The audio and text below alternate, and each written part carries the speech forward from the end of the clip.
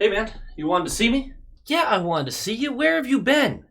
What? Don't give me that. You know how this works. We play a game, you come in here, we do a little bit. It's the start of the whole thing. Yeah, but... Don't butt me, man. Just show up on time. You got nothing better to do.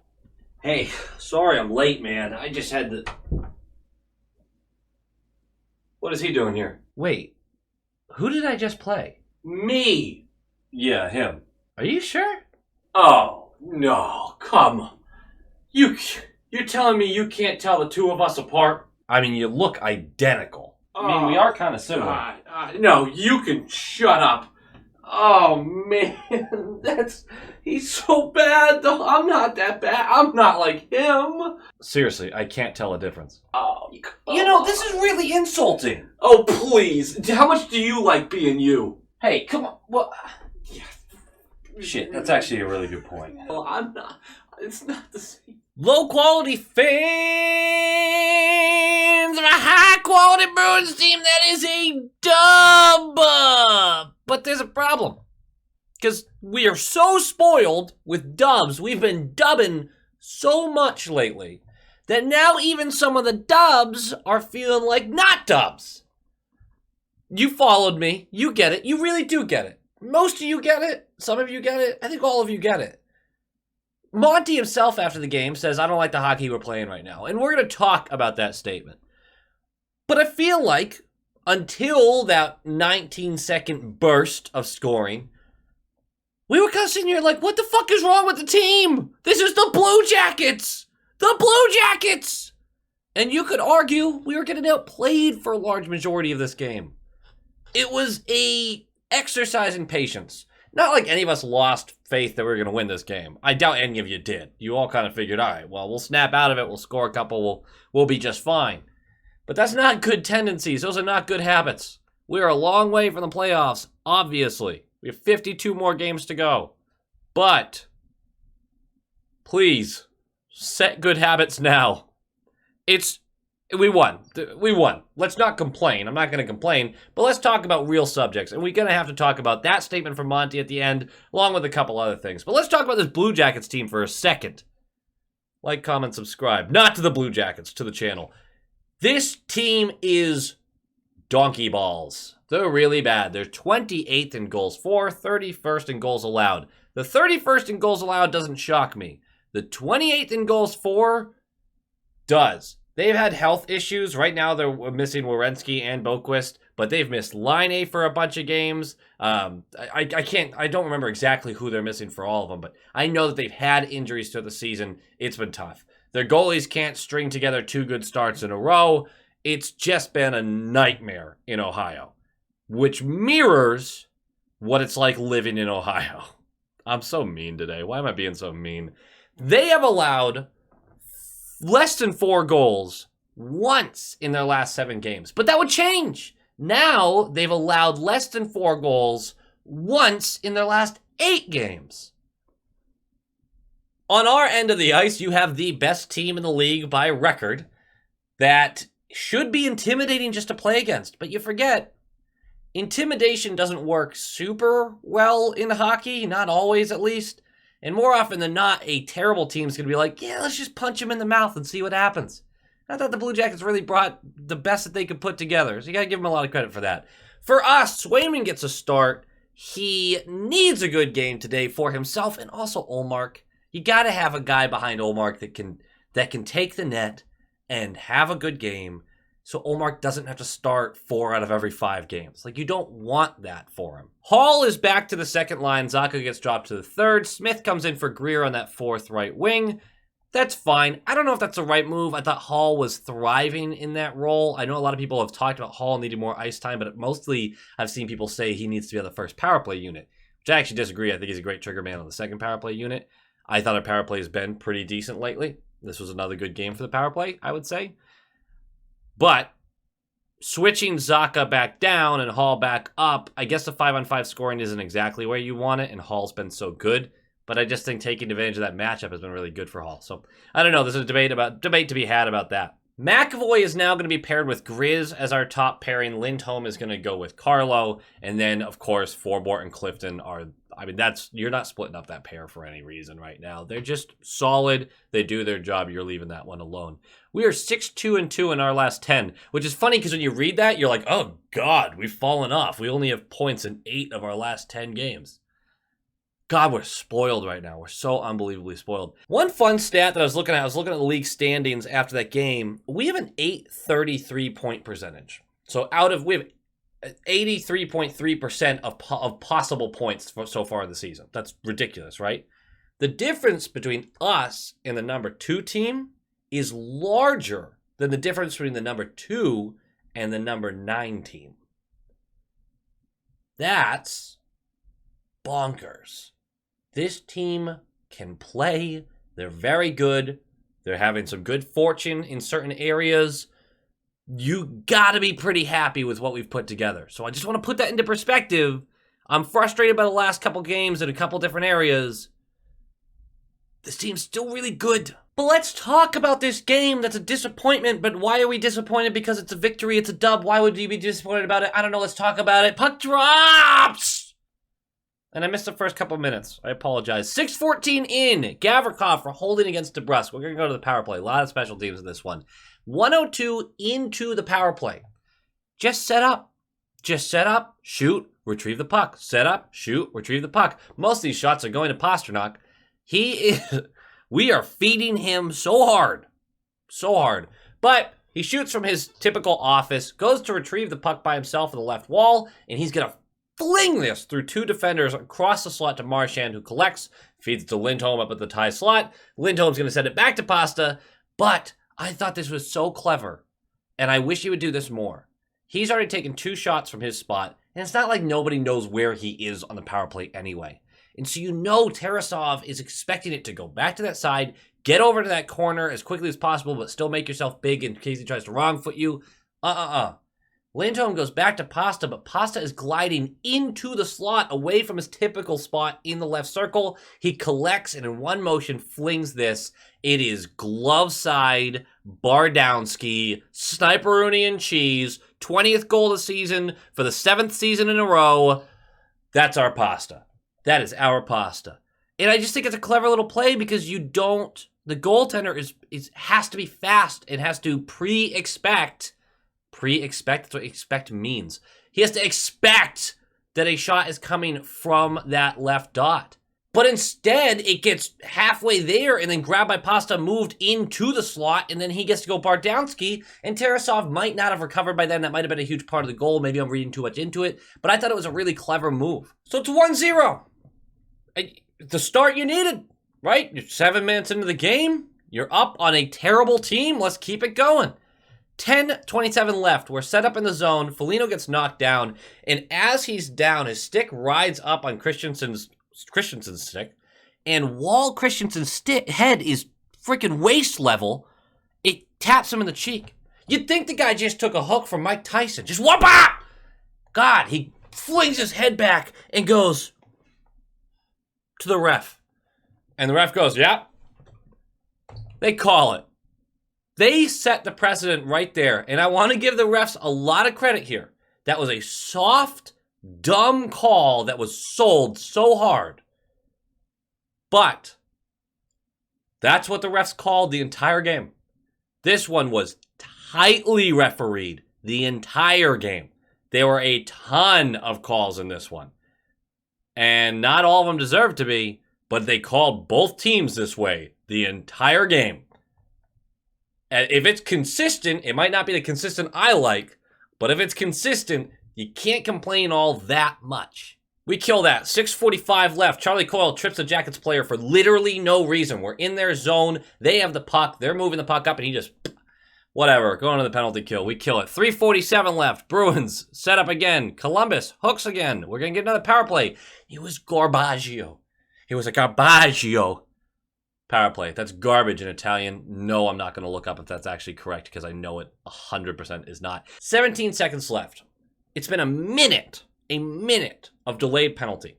And it ends in like this scrum where Gaudreau gets buried into the boards. There's a scrum in front of Swayman, slashing and cross-checking and holding and everything. The call after all this is the original hooking call from a minute beforehand. Nothing else. The Bruins, I know this completely contradicts what I said about a tight refereeing game earlier, but this was a moment where the Bruins are very lucky not to get more here. Starting the second with 1:43 of penalty kill time, Sway basically kills the penalty. Just fantastic saves. I think he made 3 really nice saves during that. 8:15 left. Marchand and Gaudreau get a little spicy. Marchand goes from cross-checking to Gaudreau for slashing. They both get called and pulled for those, right? I don't really see how you pull Gaudreau here. There was a slight slash, I guess. I don't know. This goes back to the refs were just calling it. If they saw anything, they were... This was a brutal break for the Blue Jackets on this one, honestly. So we're going to 4v4 for 2 minutes. We're overpassing like crazy for the whole 4v4. We're turning the puck over. Krejci and DeBrusk have a 2-on-1. Krejci forces the pass. It's a great pass over a diving player. Forces the pass over to DeBrusk. And then DeBrusk tries to pass it right back rather than hammer this on net. And yeah, Krejci would have had an open net, but it's behind him. He's already basically behind the goal. Doesn't work out. That kind of stuff frustrates the hell out of me, especially when DeBrusk has been so hot lately. So hot. 45 seconds into the 4v4. Krejci's going to go for high sticking. So it's 4v3 for $1.15, then 45 seconds of 5v4. We kill the 4v3, but Carlo's stick breaks. And during the 5-on-4, Boone Jenner is allowed to sit to the left of Swayman. Just kind of hang out right here. And to the right of Swayman, I did this weirdly, to the right of Swayman is Carlo, who's stickless. He's trying to cover, when the puck gets to Boone Jenner, cover the puck going far side. But Swayman also has to be aware of Carlo's lack of stick, so he has to stay big in as much of the net as he can, even though Boone Jenner doesn't have a great angle. He gives up some short side space with that. And Boone Jenner just collects the puck, puts it on his backhand, and flings it. Absolute roofs it over Swayman's glove. It's a great shot. Do I think there's a little too much space, a little tough of an angle for Swayman? Sure. But you got to keep in mind that Swayman's also covering for Boone Jenner just trying to whip it around real quick because Carlo can't stop him. I don't know. If you're already on the penalty kill, I can see why Carlo's not there to delete the problem right away because he's basically a shot blocker at that point. Just a tough scenario, I would say. I'm not really that mad at Swayman on that. So it's 1-1. They get a power play goal. 3:33 left. Another penalty. Interference on the Jackets. We're going to the power play. We immediately give up a free chance for Robinson right in front of Swayman. And mostly Robinson just loses the puck, so Swayman doesn't get a ton of credit here. We get lucky. 1:20 into the power play. Krejci to the rescue. We finally set up, and McAvoy makes a smooth pass to Krejci, who's going to do his best Pasternak impression in just a howitzer. Unleashed, far post and in, 2-1, another power play goal. Going into the third period up 2-1. Where's the 5-on-5 scoring? 5-on-5 scoring is tough to maintain throughout the whole season. It is. But you still got to have it. And it's not like we haven't had it at all in the last 5 games. There's only been a couple games of it being kind of rough. But it's been a couple games against bad defensive teams. So, concerns. Early in the third, there is a no call on McAvoy basically getting buried from behind the wall. I personally agree with Jack on this, that McAvoy spun into it. I thought a no call was pretty good there. 7:19 left. Delayed penalty on Columbus. It's a 6v5, and we just set up again. The setup has been so important because when we get everyone spread out, it's so hard to stop that amount of talent. And the puck is moving around, and it's a feed to Pasta, basically the plan all night. Tarasov makes the save, but the rebound bounces to Hall in the slot, and he just gets a tap in. It's going up 3-1. And 19 seconds later, reminder! We're being told 19 seconds is fast. Twice in 19 seconds? Practically unbelievable. But 19 seconds later, fourth line with a hard checking, dump, and chase. Get in there, create a turnover, win a board battle. Smith sends the puck up to Forbort on left point, and Forbort is going to hammer this on net. It's going to hit Nosek, who's battling in front of the net, drop at his feet, and before Tarasov realizes where it is, Nosek, as he's getting checked, just pushes it. It slides carefully into the net. 4-1. The game's over. Right? The 7 minutes left of the game? Game's over. 5:50 left. Zaka's going to go for holding his stick, penalty kill, 19 seconds in, Laine with an absolute missile from the top of the left circle, beats Swayman low blocker. I'm not, again, the scorers like that are going to score. I'm not even mad at Swayman for that. That's like if Pasternak did that. Is Laine as good as Pasta? No, but you know what I mean. His shot can be. He has moments where his shot is as good as Pasta's. That's just really, really, really hard to stop. So I'm going to give him a pass on that. Game's going to end 4-2. Swayman does miss from our end. He's behind the net, behind our net, off to the side a little bit. Chucks it at the empty net, ends up icing, misses it by that much. By like 6 inches. That's 6 inches, right? Yeah, that's 6 inches. Barely misses. Barely. Just a huge disappointment, honestly. I wanted that so badly for him. But that's a dub! 4-2 game notes! We're not playing great right now. Is that weird? Is that weird to say? Montgomery, after the game, basically said, I don't think we were playing very good hockey right now. Apparently, after the first intermission, he was livid and chewed out the team. After the second intermission, he looked to Bergeron being like, man, this is your locker room. And Bergie went in there, and I guess he got the boys going. I don't know. He made the joke after the game, Monty did, that he hopes that Bergeron doesn't want to be a coach.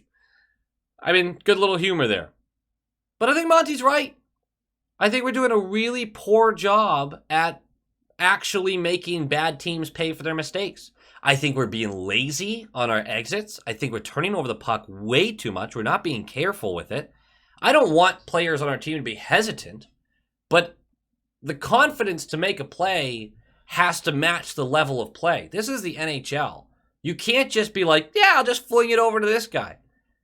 You have to be able to make that play.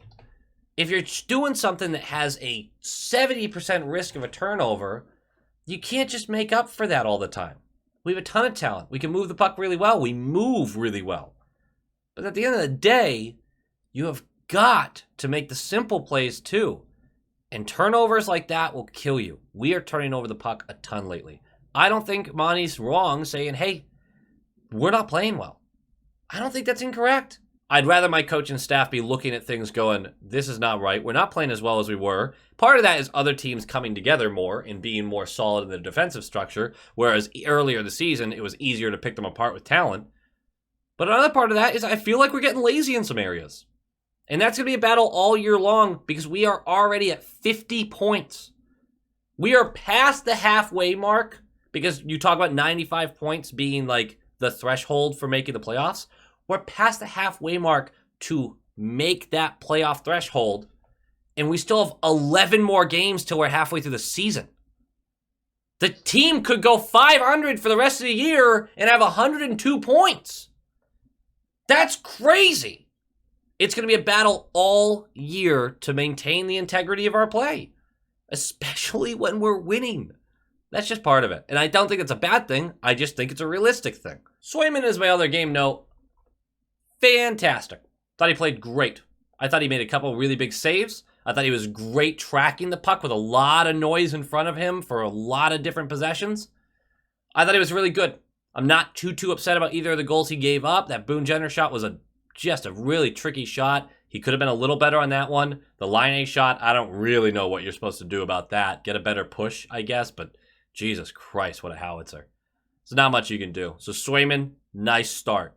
And I think that matters, even if it's against poor competition. I think that matters. All right, guys, that does it for me. Like, comment, subscribe. We've got the Panthers coming up, who are not the juggernaut we thought they'd be, but they certainly still capable to score a bunch of goals. So I guess we'll just see how that goes. I'm pretty excited for that one. Should be pretty interesting. We finally have a 2-day break after that. We'll be recording more short shift pod. I got a ton of good feedback about the latest one, about the talk about the prospects. So thank you, everyone who listens to that. That's obviously also another very fun project. And most importantly, guys, I really do mean it when I say there might be frustrating moments like this, but we are kind of spoiled. There's going to be highs and lows. So I don't want anyone watching this video being like, dude, stop bitching. It's just important to look at the negatives as much as the positives to make sure that you're still working towards being a team that's an incredibly difficult out in the playoffs. Because if we fall short this year, it's going to be a lot of hurt feelings. Especially mine. Go Bees!